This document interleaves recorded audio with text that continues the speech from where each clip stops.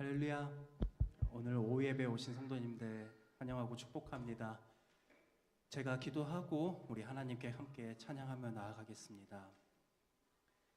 찬양과 영광받게 합당하신 아버지 하나님, 하나님께서 저희에게 베풀어 주신 그 은혜와 사랑 기억하면서 나아갑니다. 우리의 삶의 모습과 또 삶의 행동들로 주님을 찬양하고 주님께 영광 올려드릴 수 있는 삶을 살아가게 하여 주시옵소서. 그 모든 것의 시작이 하나님께서 저희에게 주신 그 은혜와 사랑이게 하시고 우리 안에서 그 사랑 안에서 점점 변화되어져가는 저희의 모습으로 말미암아 내 주변 사람들에게 복음의 통로로서 사용하여 주시옵소서. 거룩하신 예수님의 이름으로 기도합니다. 아멘. 우리 예수 하나님의 공의 함께 찬양하겠습니다.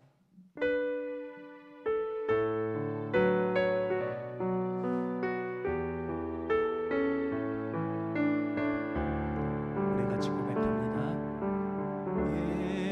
예수 하나님의 공의 주 독생자 그의 나라 임하시네.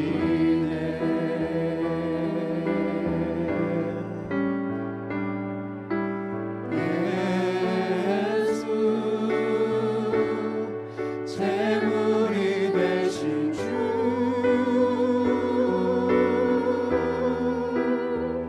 영광 중에 그의 나라 임하시네.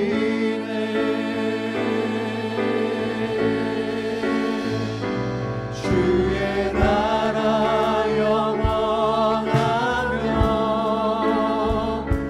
그의 영광 무궁하리. 땅의 위엄과 능력이 이제 임하였으니 주의 주권과 주의 통치와 주의 나라 힘과 권세 임하네. 예수 하나님의 우리 다시 1절 고백하겠습니다. 예수 하나님의 공의 예수 하나님의 공의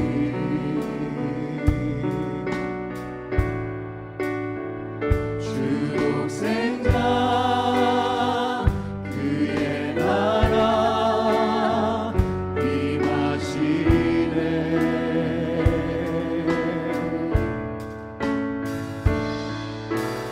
예수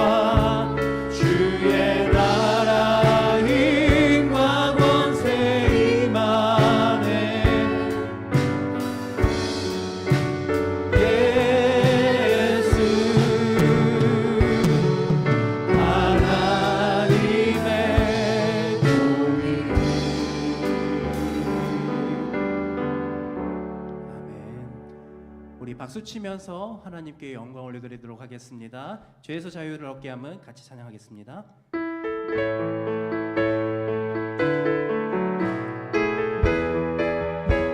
우리 같이 찬양합니다. 죄에서 자유를 얻게 함은 보혈의 능력 주의 보혈 시험을 이기고 승리하니 참 놀라운 능력이로다.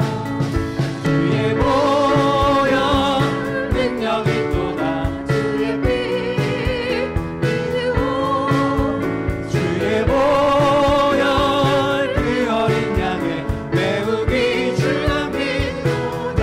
육체의 정력을 이기는 보혈의 능력 주의 보혈 정결한 마음을 얻게 하니 참 놀라운 능력이로다. 주의 보혈 능력이 또다. 주의 피 믿으오 주의 보혈 그 어린 양의 매우 귀중한 피로다. 눈보다 더 이게 밝히는 것 보혈의 능력 주의 보혈 부정한 모든 것 밝히시니 참 놀라운 능력이로다. 주의 보혈 능력이 또다. 주의 피 믿으오 주의 보혈 그 어린 양의 매우 귀중한 피로다. 우주의 복음을 전한 제목 보혈의 능력 주의 보혈 날마다 나에게 찬송 주니 참 놀라운 능력이로다. 주의 보혈 능력이 또다. 주의 피 믿으오 주의 보혈 그 어린 양의 매우 귀중한 주의 보혈 능력이 또다. 주의 보혈 능력이 또다. 주의 피 믿으오 주의 보혈 그 어린 양의 매우 귀중한 피로 주 하나님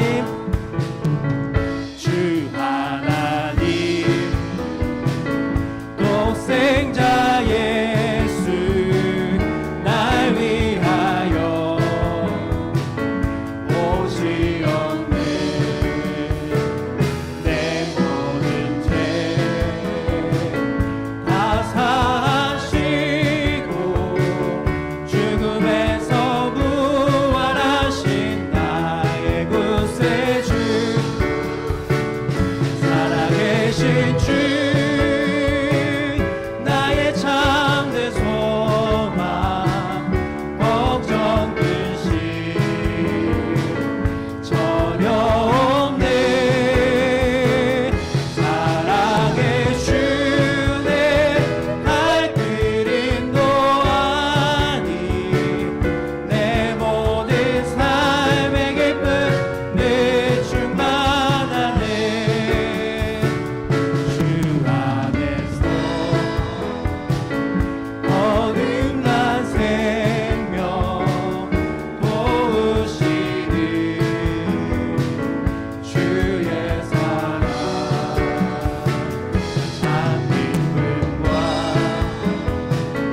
확신 가지고 예수님의 도우심을 믿으며 살리. 살아계신 주 나의 참된 소망 걱정 근심 전혀 없네. 사랑의 주내 갈 길인도 아니 내 모든 삶의 기쁨 내 충만. 살아계신 주 살아계신 주 나의 참된 소망 걱정 근심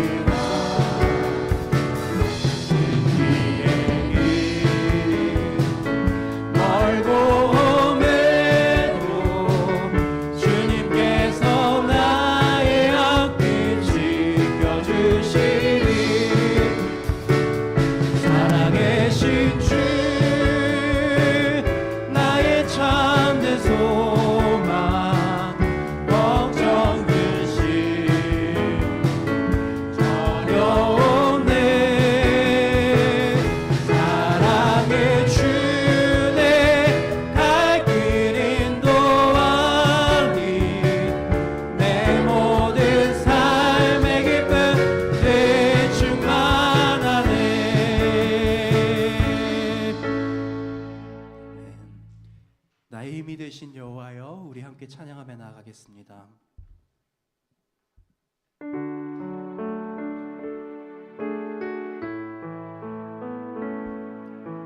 이 가사를 묵상하면서 나의 하나님이 되심을 고백하며 나아가겠습니다. 나의 힘이 되신 여호와여, 내가 주님을 사랑합니다. 주는 나의 반석이시며 나의 요새시라. 주는 나를 건지시는 나의 주, 나의 하나님, 나의 피할 바위시요 나의 방 되시라. 나의 하나님, 나의 하나님, 구원의 뿌리시요 나의 산소미라.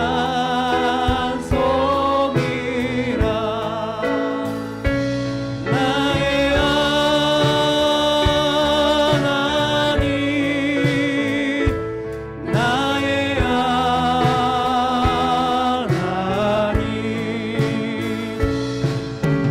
그는 나의 여호와, 나의 군, 나의 생명이신 여호와여, 나의 생명이신 여호와여, 내가 주님을 찬양합니다. 주는 나의 사랑이시며 나의 의지시라. 주는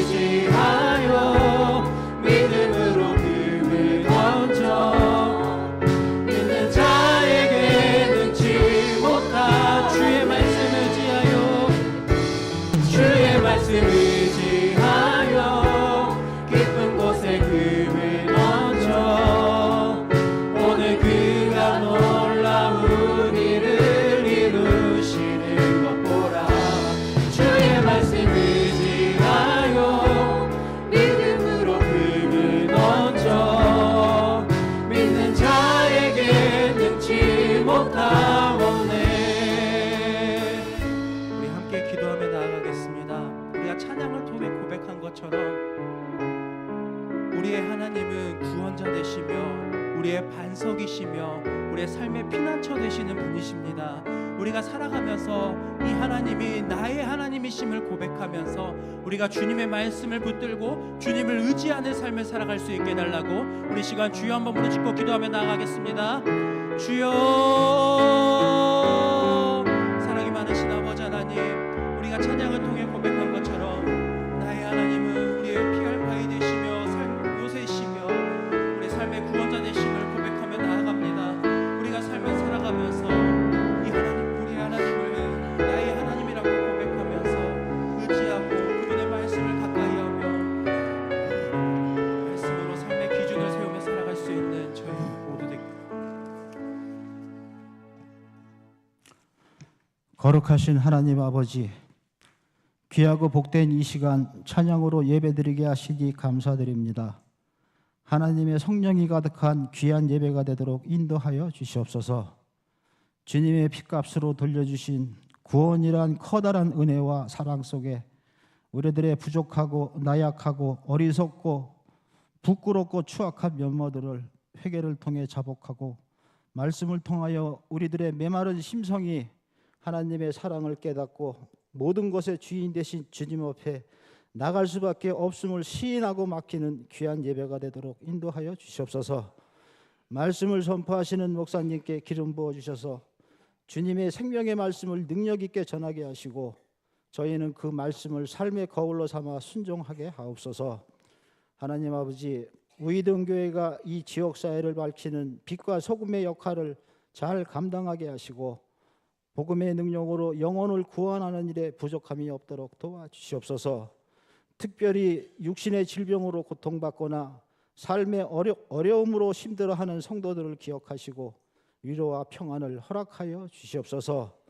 이제 추석 명절의 긴 연휴를 마치고 다시 일상으로 돌아가 각자의 삶의 자리에서 주님의 자녀로 살아가려 합니다. 직장과 사업, 학업과 가정 등 저희가 속한 모든 곳에서 하나님의 지혜를 구하며 살게 하옵소서. 잠시 느슨해졌던 믿음의 끈을 다시 조이고 말씀과 기도에 더욱 힘쓰는 저희 모두가 되게 하여 주시옵소서. 거룩하신 예수님의 이름으로 기도드립니다. 아멘.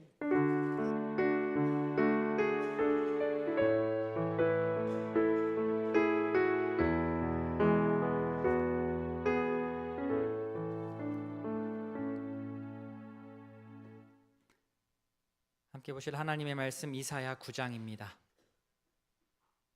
구약성경 978면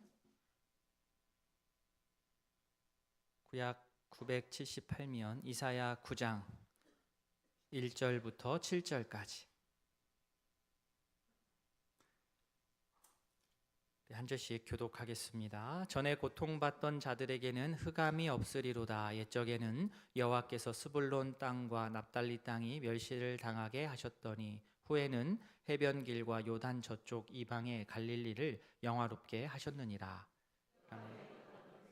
큰 빛을 보고 사망의 그늘진 땅에 거주하던 자에게 빛이 비치도다.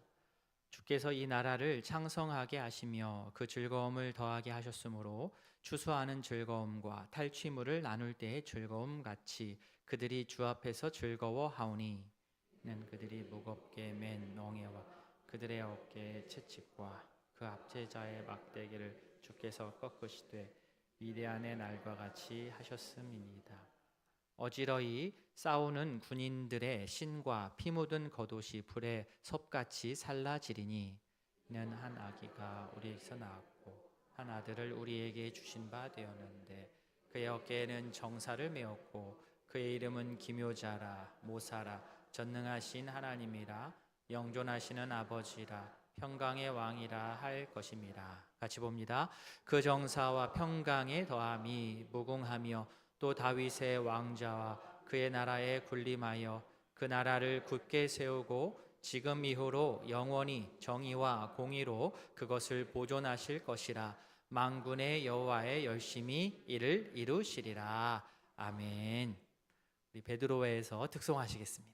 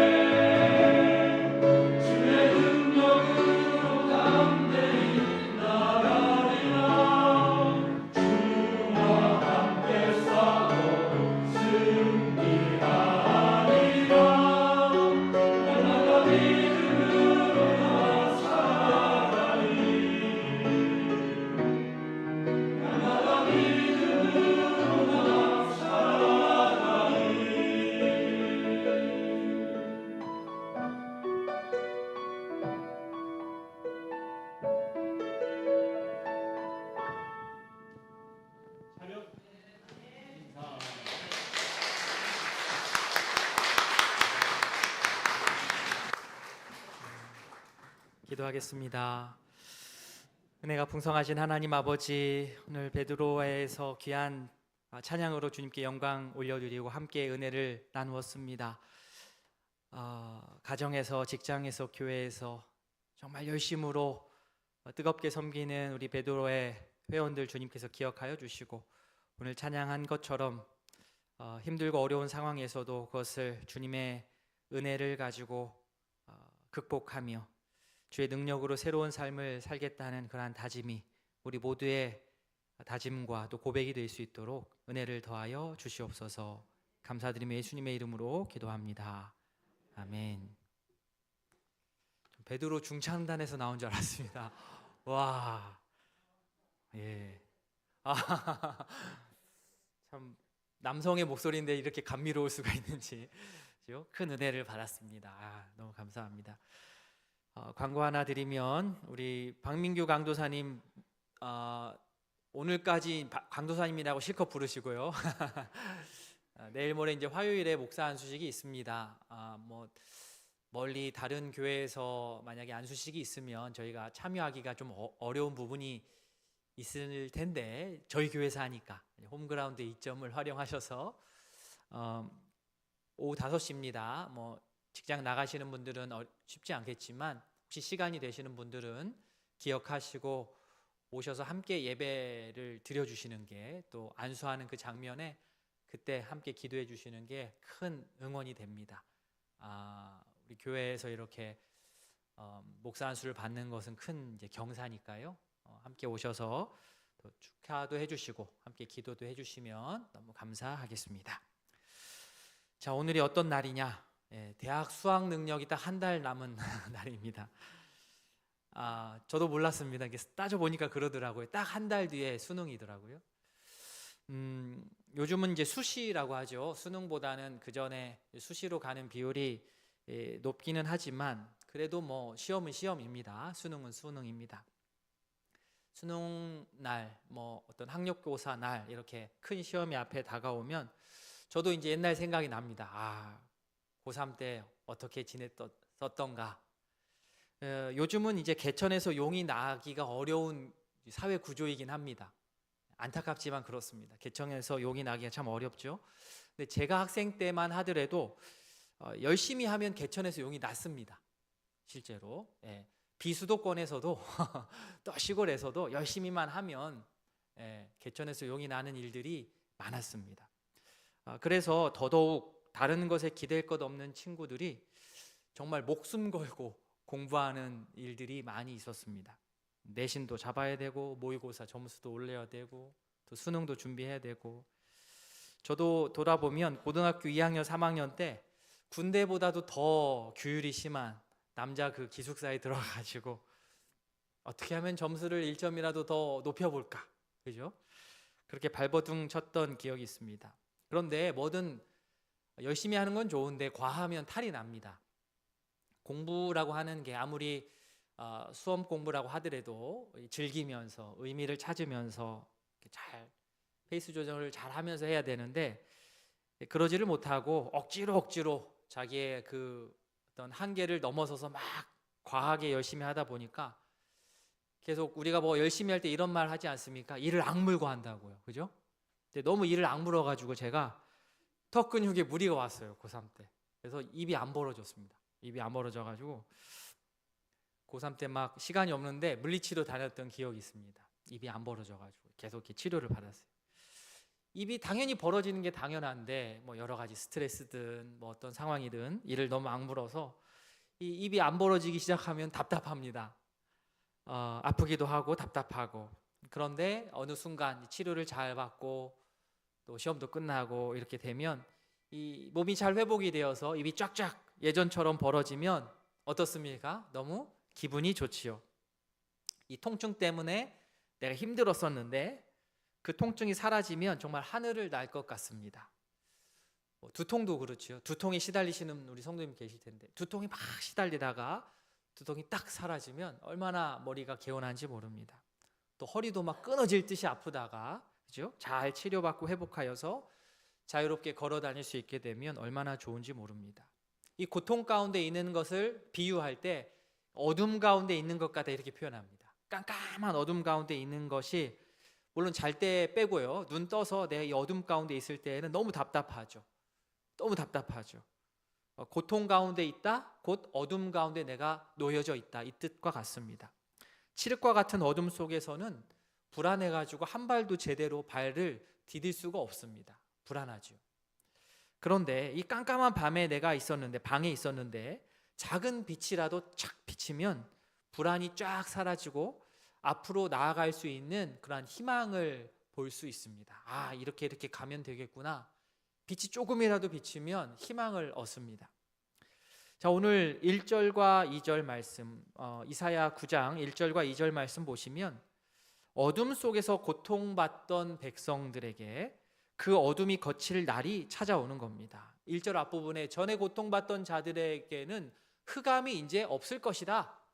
2절에 흑암에 행하던 백성이 큰 빛을 보고 사망의 그늘진 땅에 거주하던 자에게 빛이 비추도다. 여기서 흑암이라고 하는 것은 이사야 당시에 어떤 아수르의 압제를 1차적으로는 뜻하는 것이고요, 더 나아가서는 여호와 하나님의 백성을 짓누르는 여러 가지 생활상의 어려움을 다 포함하는 말입니다. 꿈이 무너지고 정의가 파괴된 현실을 보는 것은 정말로 괴로운 일입니다. 이럴 때 하나님의 백성은 어떤 자세를 취해야 할 것인가? 너무나 어둠이 계속되다 보면 실망스러울 때가 있지요. 우리 하나님께서 우리를 잊었다라고 단정 지을 것이 아니고, 오히려 이럴수록 하나님께서 나를 과거에 어떻게 도우셨는지를 계속 생각하고 되뇌어야 합니다. 시편 77편 11절 뒷부분부터 12절까지 우리 같이 한번 읽어보겠습니다. 주께서 옛적에 행하신 기이한 일을 기억하리이다.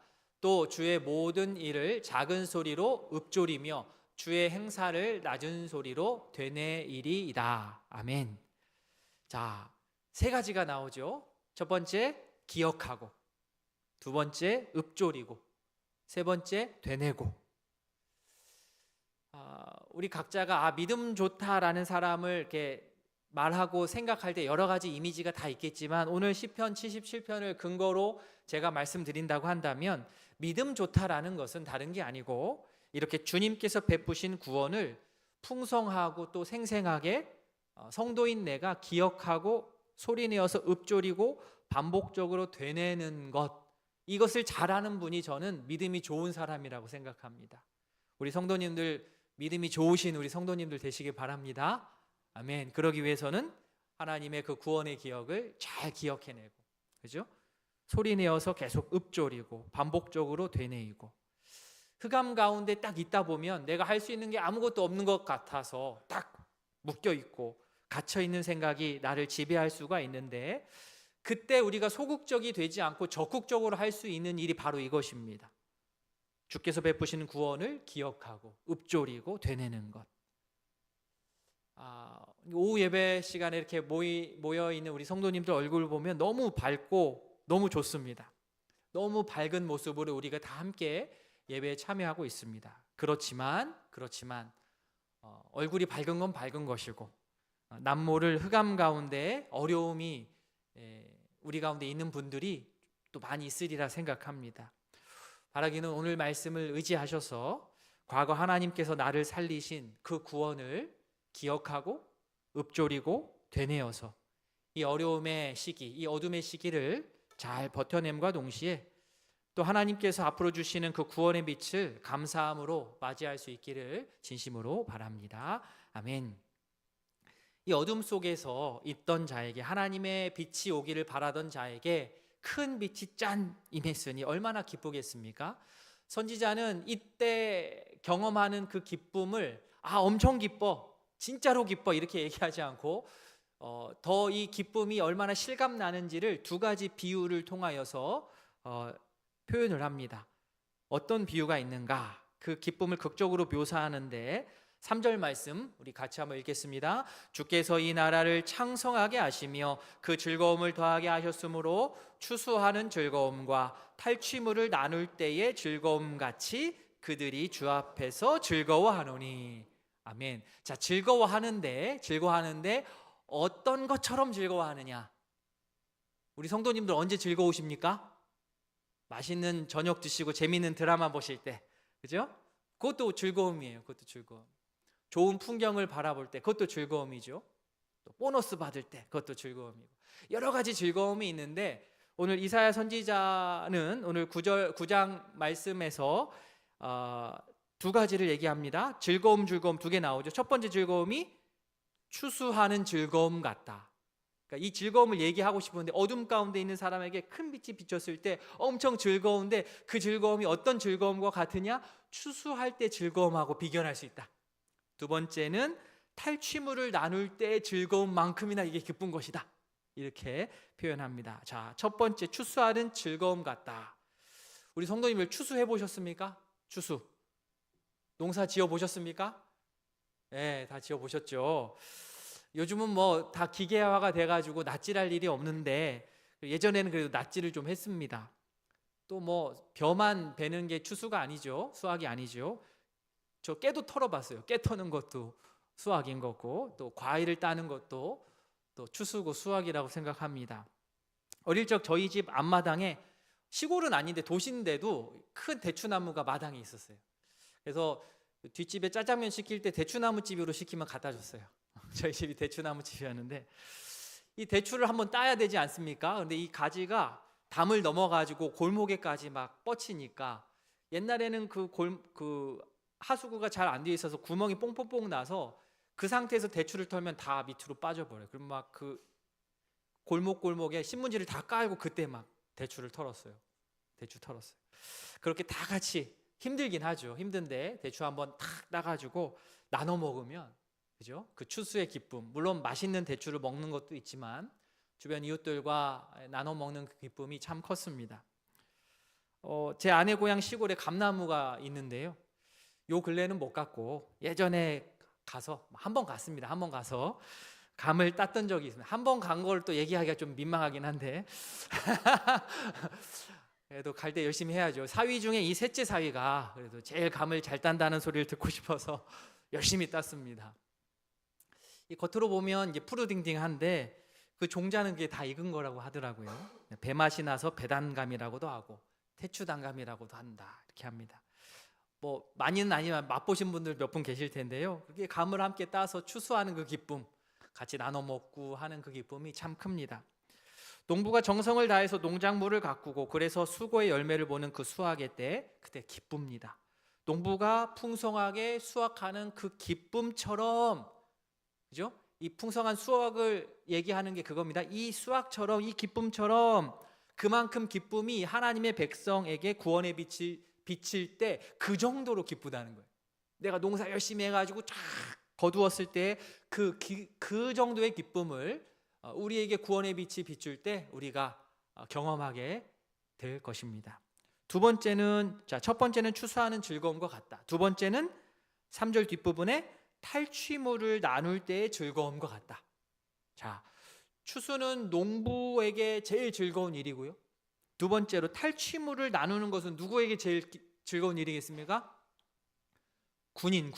아무거나 탈취하면 안 되고요. 그죠? 전쟁을 한 다음에 적군이 다 물러났을 때 그 전리품을 챙기지 않습니까? 적법하게. 전쟁에 나간 군인이 가장 기쁜 것은 전쟁에서 승리했을 때이고 또 전쟁에서 승리한 것도 너무 좋지만 전쟁의 승리로 인해서 얻을 수 있는 그런 물건들, 전리품을 취해서 나눠 가질 때 말 그대로 군인들한테 이 전쟁에 참여한 군인들한테 보너스와 같은 거죠. 전쟁을 이미 이겼기 때문에 이 탈취물을 얻는 게 위험한 일이 아닙니다. 가서 가져와서 나누면 돼요. 이미 싸움은 끝났고 열심히 전쟁한 보상으로 보너스를 취하면 되니 이 얼마나 즐거운 일입니까? 즉 하나님 백성에게 비치는 구원의 빛이 전쟁에서 승리한 군인들이 전리품을 나눌 때의 그 기쁨만큼 아니 그보다도 훨씬 더 크다라는 겁니다. 이렇게 실감나게 표현을 하는 거죠. 사실 이렇게 얘기하고 있지만 말씀에서는 되돌아보면 이스라엘 백성들의 삶은 이 기쁨하고는 정반대였습니다. 수확이 계속 줄어갔고요. 오히려 자신들이 이방인들에게 전리품과 같은 인생들이었습니다. 그런데 이들의 처지가 하나님 안에서 완전히 역전이 되었습니다. 하나님께서 이들에게 은혜를 베푸셨고 계속해서 은혜를 베푸실 것입니다. 하나님의 이 약속이 어떻게 실현되느냐, 이 실현될 확신을 4절 말씀을 통해서 확신할 수 있습니다. 선지자는 4절 말씀을 통해 과거에 하나님께서 베푸신 은혜를 생각나게 했습니다.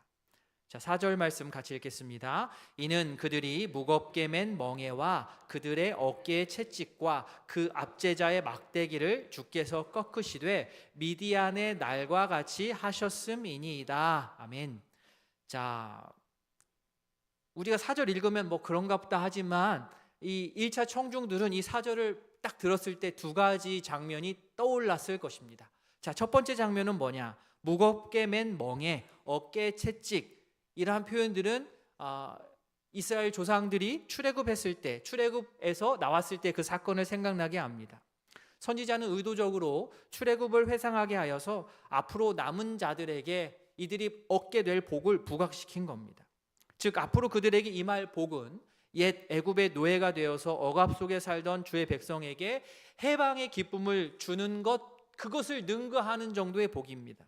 엄청난 하나님의 구원의 역사가 그들에게 임할 것이고 그 해방의 기쁨, 하나님 앞에서 즐거워할 날이 올 것입니다.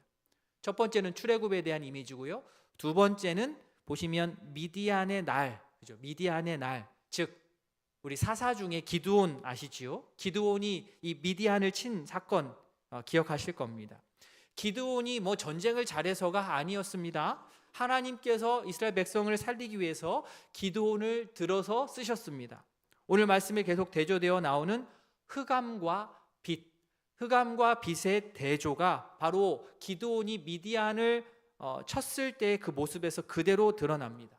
뭐 나중에 제가 사사기 설교를 할 때가 있겠지만 그 이야기를 아시지요? 기드온의 군대가 어떻게 합니까? 이 항아리 속에다가 불을 숨기고 갔다가 이제 어떤 신호에 맞춰서 한 번에 탁 한밤중에 이 항아리를 깨니까 갑자기 불이 팍 그 어두움을 밝히면서 적군들을 막 혼비백산하게 만들어서 이 미디안군을 물리친 일입니다. 하나님께서 백성의 멍에와 압제자의 몽둥이를 부수고 꺾으실 것을 이렇게 말씀하십니다. 자, 하나님께서 큰 빛으로 우리에게 오셔서 억압받는 백성들에게 해방의 기쁨을 주시는 그날 이 세상에 어떤 일이 일어나느냐? 전쟁이 사라집니다. 5절 어지러이 싸우는 군인들의 신과 피 묻은 겉옷이 불에 섭같이 살라진다. 전쟁이 그치면 군인이 필요가 없지요. 군인들이 신는 군화, 이 군화를 신을 일이 없습니다. 예비군 끝나면 군화 버려도 돼요. 그죠? 군복이 무슨 소용입니까? 끝이죠. 다 필요 없습니다. 그래서 미련 없이 태울 수가 있습니다. 앞서 이사야 2장 4절에서 우리가 잘 많이 들었던 이사야 말씀 중에 하나가 이사야 2장 4절입니다. 보시면 그가 열방 사이에 판단하시며 많은 백성을 판결하시리니 무리가 그들의 칼을 쳐서 보습을 만들고 그들의 창을 쳐서 낫을 만들 것이며 이 나라와 저 나라가 다시는 칼을 들고 서로 치지 아니하며 다시는 전쟁을 연습하지 아니하리라. 하나님의 말씀이 온 세상을 다 임하게 됩니다. 온 세상을 지배하게 되면 나라와 나라 사이에 어떤 갈등이 없어요. 불평이 없습니다. 그렇기 때문에 싸울 일이 없는 거죠.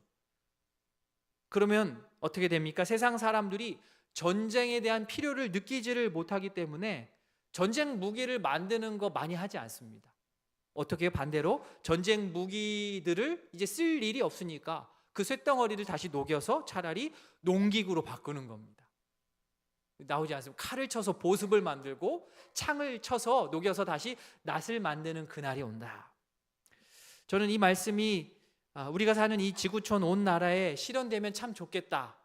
아니 그날이 곧 올 것이다 저는 생각합니다. 지금은 어쩔 수가 없어서 나라마다 국방비를 많이 잡고요. 국방력을 키우고 최첨단 무기를 개발하느라 돈과 힘을 다 쓰고 있는데 만약에 국가 간에 싸울 일이 없다면 서로 침략하고 할 일이 없다면 그 자원과 힘과 기술로 더 좋은 일을 할 수 있지 않습니까? 그죠? 굶는 사람 없이 할 수 있지 않겠습니까? 하나님의 빛이 이 땅에 임하여서 우리에게 참된 평화가 임할 수 있기를 진심으로 바랍니다. 아멘. 자, 선지자가 지금까지 선포한 하나님의 구원의 빛을 실현하기 위해서, 자, 오늘 6절과 7절 읽으실 때 이 말씀이 이사야 9장에 있었어? 라고 반가웠던 분들이 있을 겁니다. 이거 그래도 많이 읽어보셨잖아요, 그죠? 9장 6절과 7절 말씀 이거 많이 읽어봤는데 하는데, 이 말씀이 바로 이 이사야 9장에서 쭉 가다가 이때 나옵니다. 선지자가 지금 쭉 선포한 하나님의 빛, 그죠? 흑암을 쫙 물리칠 하나님의 빛을 실현하기 위해서 구체적으로 한 아이가 탄생한다, 이렇게 이어집니다. 그 특징이 무엇이냐? 그는 분명히 사람에게서 난 자이지만 또한 하나님으로부터 온 자입니다. 이게 특징입니다. 6절 말씀 같이 안 읽을 수가 없습니다. 같이 읽겠습니다. 이는 한 아기가 우리에게 낳고 한 아들을 우리에게 주신 바 되었는데 그의 어깨에는 정사를 메었고 그의 이름은 기묘자라 모사라 전능하신 하나님이라 영존하시는 아버지라 평강의 왕이라 할 것임이라. 아멘. 자, 이 한 아이에게 붙여진 이름이 많이 있습니다. 자, 이 이름들은 하나님께만 적용될 수 있는 이름이기도 합니다. 뭐 철수야 누구야 이렇게 한 게 아니에요. 크게 4가지인데, 첫 번째, 이 아이가 갖게 되는 이름이 무엇이냐? 기묘한 모사입니다. 자, 기묘자 모사 따로 했지만 붙여서 이해할 수 있습니다. 자, 기묘. 요즘 뭐 기묘라는 말을 많이 쓰진 않지만 기이할 기, 묘할 묘, 뜻 그대로 기이하고 신묘하다라는 뜻입니다. 모사, 꾀모, 선비사, 꾀를 써서 일이 잘 성취되도록 하는 사람입니다. 이 둘을 하나로 묶어서 얘기를 하자면 기묘한 모사, 이렇게 됩니다. 기묘한 모사, 아주 뛰어난 지략가로 정책 결정, 의사 결정에서 탁월한 통치 능력을 발휘하는 왕을 뜻합니다. 기묘한 모사. 첫 번째고요. 두 번째, 아이에게 주어진 두 번째 이름은 전능하신 하나님입니다. 여기서 전능은 특별히 전쟁에 특화된 얘기인데요. 이 아이의 군사적인 능력은 누구도 따라올 수 없을 정도로 아주 막강합니다. 세 번째, 이 아이의 세 번째 이름은 영존하시는 아버지입니다. 세상 왕이 죽을 때마다 흔들리는 정국을 보면서 사람들이 바라는 것은 흔들리지 않는 편안함, 안정감이었는데 6절에 이 한 아이는 주의 백성에게 하나님만이 주실 수 있는 그런 완벽한 안정감을 제공할 것입니다. 네 번째, 이 아이의 네 번째 이름은 평강의 왕입니다. 앞에 3가지를 다 종합하는 거죠. 평강의 왕. 하나님께서 인간을 창조하시고 평화를 주셨는데 인간이 죄를 지어서 이 평화를 잃었습니다. 훗날 인간들은 이 잃어버린 평화를 율법을 지켜서 또 윤리적인 생활을 해서 한번 찾아보려고 애를 썼지만 결국 실패했고 결국 메시아를 기다릴 수밖에 없었습니다. 그러면 이 아이는 실제 어떻게 통치하느냐? 7절 말씀이 그 내용입니다. 제가 정리를 해드리면, 첫째, 그의 왕권은 확장이 되고 그의 나라를 평화롭게 합니다. 둘째, 이 아이는 다윗의 왕자에 앉을 것이고 다시 다윗 왕자를 굳게 세울 것입니다. 셋째, 이 아이는 정의와 공의로 나라를 굳게 세울 것입니다. 마지막 넷째, 게다가 하나님께서 이 아이의 놀라운 통치를 보장하십니다. 7절 뒷부분에 만군의 여호와의 열심히 이를 이룰 것이다. 이사야를 통해 말씀하신 이 놀라운 약속, 누구를 향하고 있는 겁니까? 바로 예수 그리스도. 너무 신기하지 않습니까? 이사야를 통해 말씀하신 이 놀라운 약속이 바로 예수 그리스도를 통해서 실제 우리 가운데 이루어졌습니다. 빛이 비추어졌고 어둠 속에서 우리가 신음했던 우리들에게 이 빛이 비추어져서 해방이 되어서, 어둠으로부터 해방이 되어서 우리 모두는 예수님의 구원 사역으로 인하여서 빛의 자녀가 되었습니다. 죄와 사망의 지배에서 벗어나서 성령의 통치 아래에서 거하는 새로운 백성으로 살게 되었습니다. 바라기는 우리의 이 놀라운 신분의 변화에 걸맞게 우리가 살아갈 수 있기를 원합니다. 자, 그런데도 옛 습성에 젖어서 여전히 죄의 종노릇 하는 쪽으로 우리가 살아간다면 우리는 어쩔 수 없이 또 어둠에서 신음할 수밖에 없습니다. 의로우신 왕의 통치를 따라서 의의 종이 되어서 세상을 밝게 비추는 주의 귀한 자녀들로 살아가는 의동교회 모든 가족들 되시길 진심으로 바랍니다. 아멘. 오늘 말씀을 기억하며 기도하는 시간 갖겠습니다. 이 시간 기도하실 때 먼저는 우리의 인생이 어둠이었다는 것, 예수님이 없이는 우리의 인생이 어두울 수밖에 없다는 것을 인정해야 되겠습니다. 흑암 가운데 살 수밖에 없는 우리였는데, 그랬는데 하나님께서 우리에게 구원의 빛을 비춰주셨습니다. 어둠에 있을 때 실망하지 마시고 오늘 말씀 나온 것처럼 과거의 그 구원을 기억하고 읊조리고 되뇌는 내가 되겠습니다. 이렇게 기도했으면 좋겠고요. 그 빛이 비쳤을 때 그 기쁨은 말로 형용할 수가 없습니다. 추수의 기쁨, 전리품을 나눌 때의 그 기쁨 저리 가라지요. 주께서 약속하신 그 은혜의 빛이 예수님을 통하여서 우리 가운데 이루어졌고, 우리는 더 이상 어둠에서 신음하지 않고 빛의 자녀로 살아갈 수 있게 되었습니다.